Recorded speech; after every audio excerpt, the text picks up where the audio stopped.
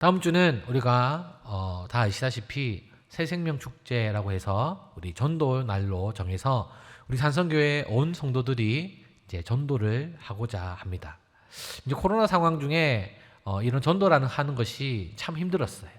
그런데 어느덧 지금은 이제 위드 코로나 해라고 해서 이제 코로나가 이제 감기와 같이 그냥 자택에서 조금 쉬는 것처럼 너무나도 우리에게 무디게 다가오는 것 같습니다. 사랑하는 여러분, 여러분들은 전도를 해본 적이 있으십니까?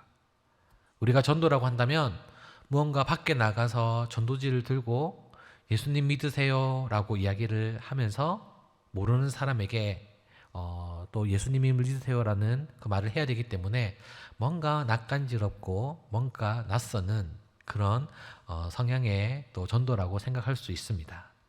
그리고 또 이렇게 온 가족이 온전히 믿는 가족이면 이렇게 내가 예수를 믿는 거에 대한 불편함이 참 없는데, 저 같은 경우에는 이제 아버지는 교회를 안 나가시고 어머니는 그냥 우리가 생각하는 교회에 아주 열심히신 집사님이셨기 때문에 그 양쪽의 모습을 보고 자라다 보니까 내가 신앙을 가지고 살아가는 것이 무엇인지, 어떤 것이 신앙인의 모습인지를 잘 생각하는 게, 본으로 보고 배울 것이 참 없었다라는 것이죠. 그래서 우리는 전도를 통하여서 어떤 것을 해야 되냐? 온 가족이 함께 천국 가는 것을 소망해야 됩니다. 혹여나 여러분들 가족 중에 안 믿는 가족들이 있다면 이번 기회를 통하여서 기도부터 시작하세요. 그 기도가 언젠가는 반드시 이루어집니다. 네, 저희 아버지 같은 경우에도 저희 어머니의 결혼 조건이 뭐였냐면, 이거 아버지 듣고 계시는 거 아닌가 모르겠는데 하여튼 결혼 조건이 뭐였냐면 교회 다니는 남자와 결혼하는 거였어요. 그런데 몇 년 만에 교회를 갔을까요? 20년 만에 갔어요. 20년 만에. 예. 여자분들 속으시면 안 됩니다. 확실하게 교회 가시고 딱 믿어야 돼요. 자, 그런데 어머니가 이제 제가 어느 정도 이제 신앙을 가지고 좀 인격적으로 예수님을 만나고 했던 그때에 어머니께서 제일 먼저 하셨던 말이 뭐냐면, 아버지를 위해서 우리가 기도하자. 비록 엄마가 이렇게 해서 결혼을 했지만 아버지를 위해서 우리가 계속 기도하자라고 했더니 정말 20년 만에 조금 안 좋은 사건이 있었지만 아버지가 교회를 가시게 된 계기가 되었습니다. 그래서 지금도 생각했던 게, 제가 이제 제 모교회는 여기 해운대 오산교회거든요. 거기서 이제 청소년이랑 청년 시절을 보냈는데, 거기는 봉헌을 할 때 꼭 부부가 같이 가운을 입고 헌금함을 이렇게 들고 이렇게 앞으로 나와서 이렇게 앞에 내미는, 이렇게 목사님에게 드리는, 하나님께 드리는 그런 시간이 있었는데, 항상 그 모습을 볼 때마다 어머니와 아버지가 함께 했으면 좋겠다라는 생각을 했었어요. 그러다가 이제 아버지가 세례를 받고 이제 집사 직분을 받고 처음 그 봉헌을 하는 모습을 제가 보러 본당으로 뛰어왔던 장면이 아직도 눈앞에 생생합니다. 그래서 정말 그때 우리의 기도가, 내 아이의 기도가 진짜 땅에 떨어지지 않고 하나님께 때에 그렇게 나에게 보여주시는구나라는 것을 다시 한 번 더 느끼는 시간이었습니다. 그래서 여러분들도 무엇을 하든지 간에 항상 먼저 기도부터 시작하고 그 기도에 응답하시는 하나님을 만나시는 은혜가 있기를 주님의 이름으로 축복합니다. 그래서 저는 어떻게 보면 어머니가 1대 믿음이고 제가 2대고 제 이제 로운이가 이제 3대예요. 예. 그래서 저에게 복음을 전해주셨던 이제 어머니의 모습을 통해서 교회 다니는 사람이 어떤 사람이구나, 그리고 아버지의 모습을 통해서 세상적인 사람은 어떤 사람이구나라는 것을 이제 알게 되었죠. 그러다가 이제 청소년 시기에 예수님을 만나고 또 청년 시절에 예수님께서 나를 사랑하신다, 그리고 나와 늘 함께 하셨다라는 것을 깨닫게 되니까 더 이상 세상적으로 빠질 수가 없더라고요. 이렇게 어머니로부터 가장 귀한 이 예수님의 사랑을 받았는데, 그 사랑을 받았으니까 어떻게 해야 돼요, 여러분? 또 전해야 돼요. 왜냐하면 여러분들도 누군가의 섬김과 누군가의 기도를 통하여서 지금 이 자리에 있는 줄로 믿으시길 바랍니다. 아멘. 그래서 우리는 전도의 사명을 잘 감당해야 됩니다. 자, 그런데 여러분, 그러면 어떤 사람이 전도를 할 수 있을까요? 바로 전도할 수 있는 사람은 한번 따라해 볼까요? 복음을 깨달은 자. 다시 한번 더 따라해 보겠습니다. 복음을 누리는 자. 그렇죠. 오늘 말씀의 제목과 마찬가지로 복음을 누리는 자만이 바로 예수님을 전할 수 있습니다. 뭐냐면 내가 예수님에 대해서 알아야 전해야 되잖아요. 그런데 예수님을 알지도 못하면서 전한다는 것은 뭐예요? 그는 사기꾼이에요. 그리고 거짓말을 하는 사람이라는 거죠. 우리가 복음이 무엇인지를 정확하게 깨닫고 내가 좋아야지만 그것을 내 가족이나 내 사랑하는 사람이나 지인에게 알려줄 수 있는 겁니다. 그러면 복음이란 무엇일까요? 저는 복음을 이렇게 정의합니다. 바로 예수 그리스도의 십자가의 승리라는 거죠. 어느 누구도 피해갈 수 없는 그 십자가의 형벌, 그 형벌을 통하여서 인간이면 모두나가 다 죽을 수밖에 없었지만 딱 한 분 살아나신 분이 있죠. 그분이 누구실까요? 예수 그리스도. 아멘.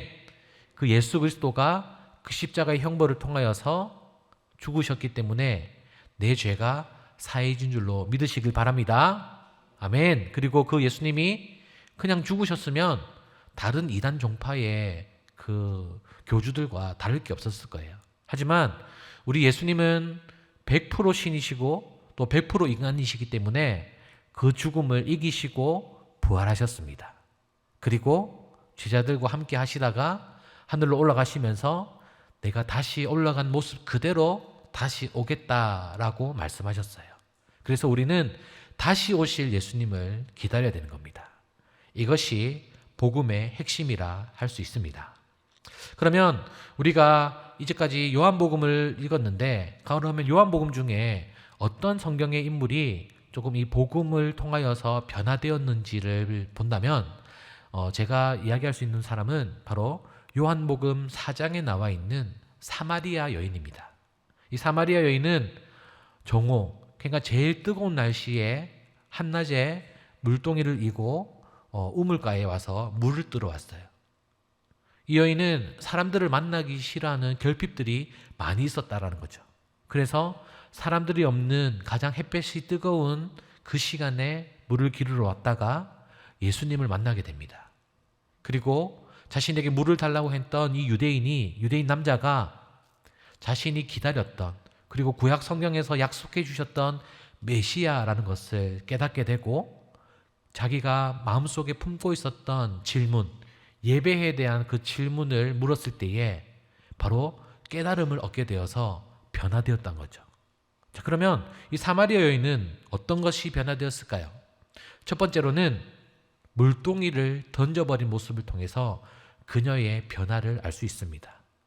그녀가 지금 우물가에 온 이유가 뭐예요, 여러분? 네, 당연히 물을 뜨러 그곳에 왔다라는 거죠.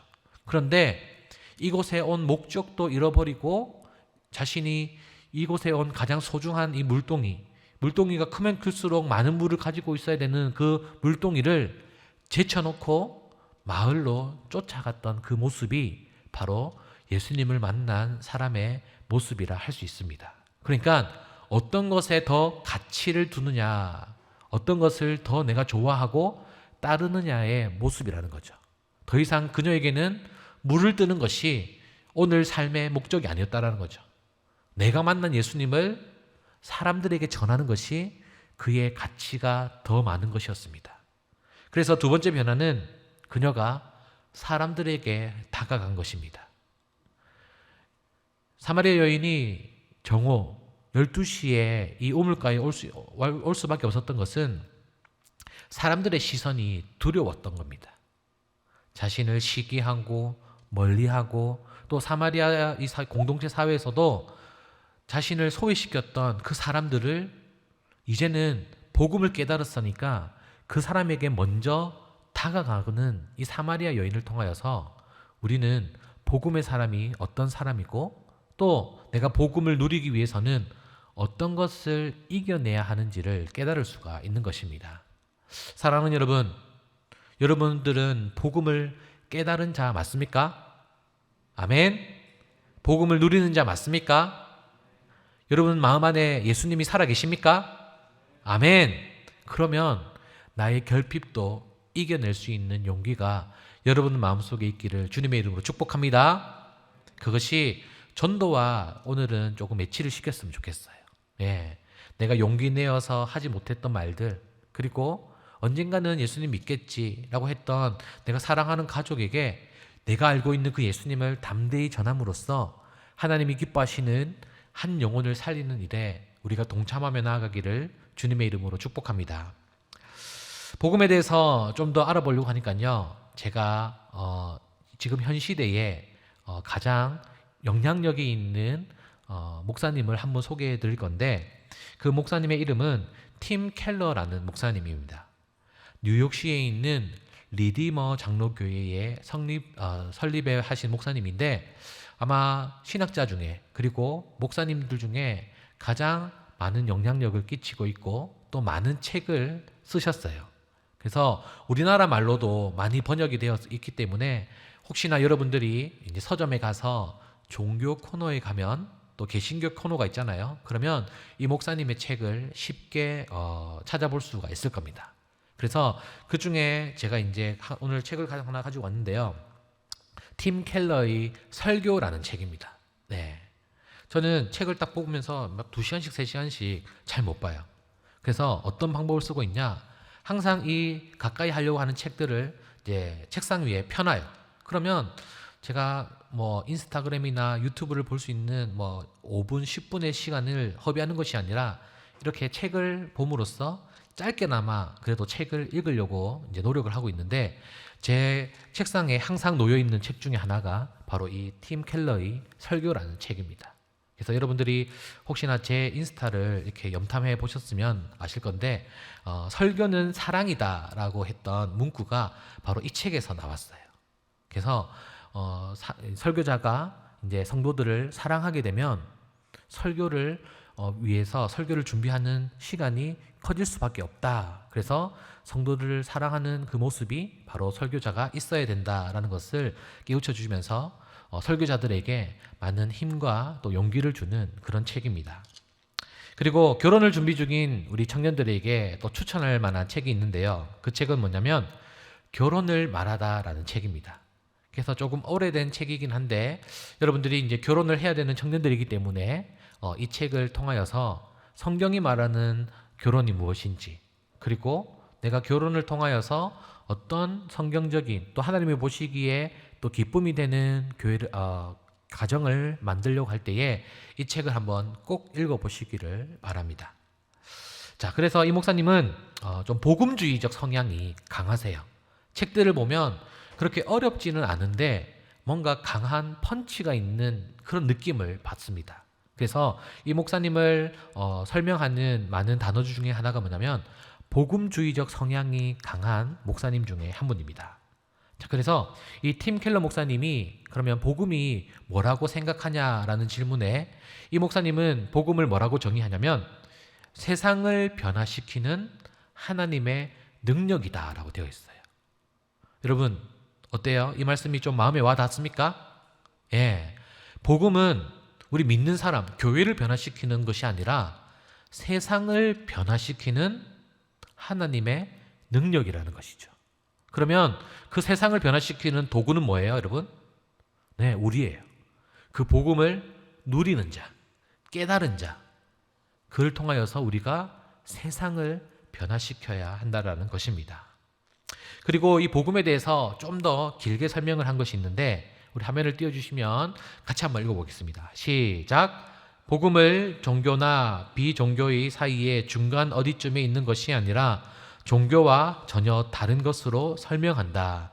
세상의 종교는 내가 잘해야 비로소 받아들여질 수 있다는 논리를 가지고 있다. 하지만 완전히 정반대의 입장에 서 있다. 예수님이 먼저 나를 온전히 받아주셨기에 내가 순종하는 것이다. 하나님의 은혜가 먼저이고 순종은 그 반응으로 나타나는 것이 복음이지만 은혜와 순종이 반복되면 어느 순간 은혜로 바뀌고 만다라는 거죠.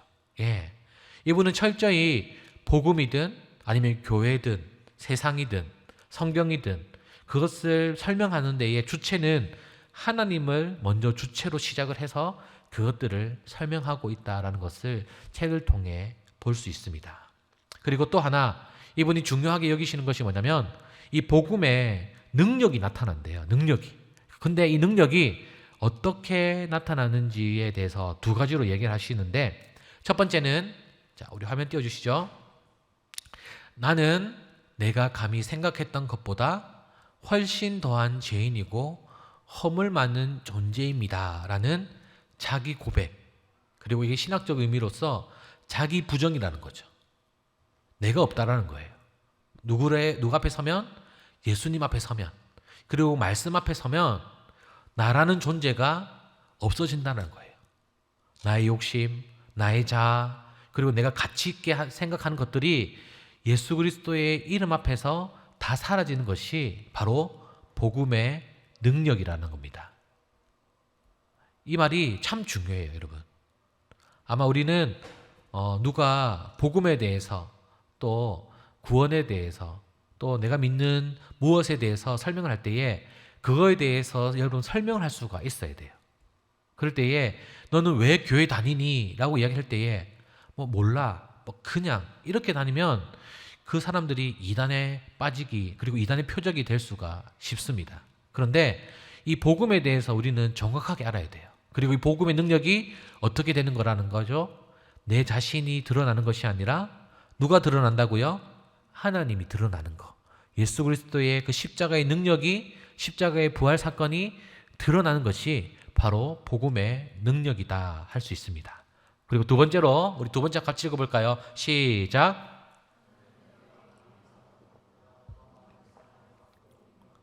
아멘. 여러분 믿습니까 이 말?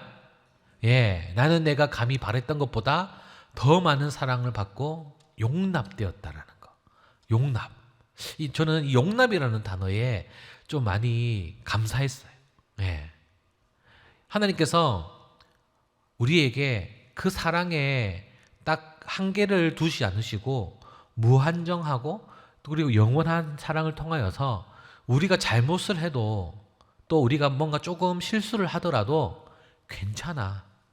그렇게 더 크신 하나님을 조금 생각하게 되었던 그런 문구였던 것 같습니다.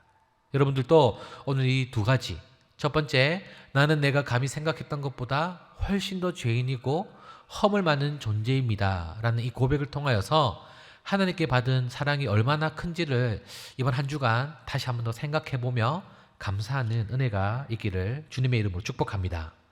네, 그러면 오늘 말씀에 나와 있는 이 사도 바울의 말씀을 조금 더 세심하게 볼 건데요.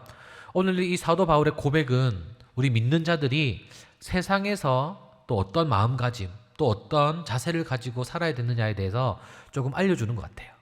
그러면 사도 바울은 이 말을 할 때 어떻게 했냐?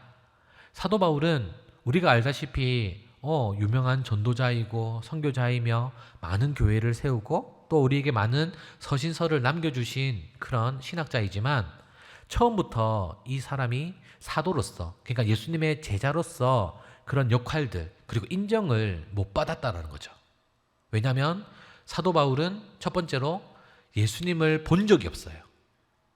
일단 예수님의 제자 그리고 예수님의 사도라고 한다면 예수님과 함께 예수님의 공생애를 함께 했던 사람들 중에 사도로, 제자로 그렇게 많은 사람들의 대표로 뽑혔는데 이 사도 바울은 예수님을 만난 적이 없어요. 그냥 예수님을 전하러 가다가 부활하신 예수님의 형상만을 보았지 살아계신 예수님을 육체적으로 만나지는 못했다라는 겁니다. 그래서 이 사도 바울에게는 어디를 가든지 이 사람이 정말 사도가 맞냐, 그리고 이 사람이 전하는 복음이 진실되냐, 그리고 예수님을 만나지도 않았는데 어떻게 네가 예수님을 전하느냐라는 그런 찬반 논리가 그렇게 심하게 있었다는 거죠. 그리고 고린도 교회, 특별히 고린도 교회는 항구 도시였어요. 항구 도시다 보니까 많은 사람들이 오고 가고 또 이제 경제가 활발하고 그리고 많은 사람들이 또 모이는 곳이었기 때문에 많은 문화들, 많은 종교들이 있었던 그런 교회, 도시에 교회가 세워졌었습니다.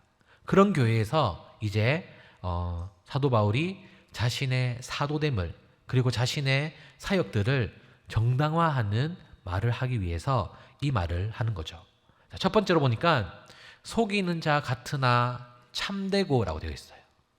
그러니까 자신의 그 모습, 그러니까 예수님을 만나지도 못했지만 거짓된 모습인 것 같지만 자신의 그 복음이 참된 것을 이야기하고 있습니다. 그리고 두 번째로 화면을 계속 보여주시죠. 우리 무명한 자 같으나 유명한 자라는 거죠. 여기서 무명한 자라는 단어는 뭐냐면 헬라어의 무시당하다라는 단어의 어원이 이제 변화되어서 무명한 자라는 단어가 쓰여졌는데 이 말의 뜻은 뭐냐면 자기가 사도인데도 많은 사람들에게 인정받지 못하고 무시를 받았다라는 거죠. 하지만 그 무시를 통하여서 어때요? 유명한 자가 되었다라는 것을 이야기하고 있습니다. 지금 사도 바울은 계속 극과 극인 것을 비교를 하고 있어요. 그러면서 우리 그리스도인들이 어떤 모습으로 살아가야 되는지에 대해서 알려주고 있는데 그 다음 죽는 자 같으나 살고라고 되어 있어요. 우리 기독교의 역사를 보면 핍박이 있으면 있을수록 어때요? 더 복음이 풍성해지고 더 많은 지역에 나아가 예수님을 전하는 그런 종교의 특징을 가지고 있는 것이 바로 우리 개신교의 특징입니다. 죽은 자 같으나 보라 우리가 살아 있는 것입니다. 그리고 근심하는 자 같으나 항상 기뻐하고 라고 되어 있어요. 근심하는 자 어떤 사람들이죠? 뭔가 두려워하고 마음에 갈팡질팡하는 사람들이 아니라 항상 기뻐할 수 있어야 된다는 거죠. 그 이유는 뭐냐면 예수 그리스도께서 살아계시고 나와 함께 하시고 다시 오시는 것을 믿기 때문입니다. 그리고 가난한 자 같으나 많은 사람을 부유하게 한다라고 되어 있어요. 그러니까 겉모습은 그냥 가난한 사람처럼 외투도 허름하고 신발도 낡았지만 그 안에 그 마음이 풍성하기 때문에 눈에 보이는 것을 뛰어넘는 개신교들만의 그리스도인들만의 특징이 있다라는 겁니다. 그리고 없는 자 같으나 모든 것을 가진 자로다라고 사도 바울이 자기 스스로를 대변하면서 그 말씀이 오늘 우리에게 은혜로 다가와야 한다는 것입니다. 사랑하는 여러분, 오늘 이 말씀이 오늘 여러분들의 마음속에 복음의 씨앗으로 심겨지기를 주님의 이름으로 축복합니다. 아멘. 우리를 세상이 볼 때에는 어때요? 자기네들끼리 또 뭔가 보이지 않는 것을 믿는다라고 또 우리에게 예수쟁이라고 손가락질을 하고 심지어는 우리를 멸시하기도 합니다. 하지만 우리에게는 이 복음이 있기 때문에 그런 멸시도 이겨낼 수 있는 것은 바로 예수님 그리스도께서 더 큰 모멸과 고난을 받으셨기 때문에 우리는 그 모든 것을 이길 수가 있는 것입니다. 세상 살아갈 때에 이 마음 가지고 살아갈 수 있는 저와 여러분이 되시기를 주님의 이름으로 간절히 축복합니다. 그래야 할 때에 바울과 같이 그렇게 큰 일들을 하면 참 좋겠지만 큰 일을 하지 못해도 괜찮아요. 왜냐하면 하나님께서 우리에게 주신 목적과 계획이 다 다르기 때문에 우리의 삶 속에서 나에게 주어진 그 일들을 하루하루 매 순간마다 잘 해나가는 것이 바로 하나님 나라의 영광을 올리는 것이고 또 하나님께 기쁨이 되는 줄로 믿습니다. 그래서 우리가 각자 가지고 있는 복음이지만 그 복음이 모이면 우리 공동체의 복음이 되고 그 공동체의 복음을 통하여서 저는 우리가 공동체가 더 큰 일, 더 선한 영향력을 세상에 끼칠 수가 있을 것 같아요. 그래서 저희가 또 준비하고 있는 것이 하나가 있는데 두 번째 십자가 프로젝트를 준비하고 있습니다. 그래서 이 복음을 내가 알고 있는 복음을 어떻게 전할지를 다시 한 번 더 고민하고 또 기도하고 실행하면서 세상의 빛과 소금의 역할을 감당하는 우리 모두가 될 수 있기를 주님의 이름으로 축복합니다. 아멘.